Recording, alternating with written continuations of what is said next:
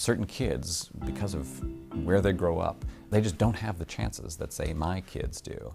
And that is not only, I think, deeply unfair, it's also an enormous obstacle to the country becoming as successful as it should be.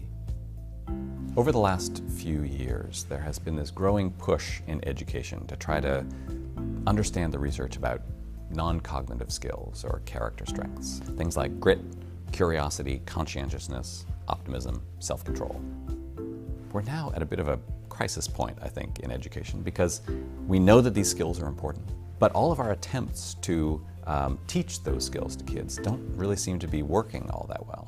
What I argue in this new book is that the reason they're not working is that we're going about them all wrong. We're thinking of these qualities, these non-cognitive qualities, as skills to be taught, whereas actually what the research suggests is that they are the product of a child's environment.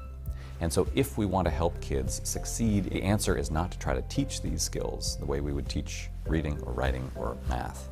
It is to change the environments in which kids are living, to change the environment in classrooms in order to provide the right kind of context for kids to succeed. Think about, what does this research about the effects of adversity tell us about what kids need to succeed? How can we organize our schools and our school systems and our classrooms to better reflect that information? And if we do that, and I think it means a pretty big change in how we educate kids, I think we're going to have much higher rates of success for kids in general, but especially for kids who are growing up in poverty.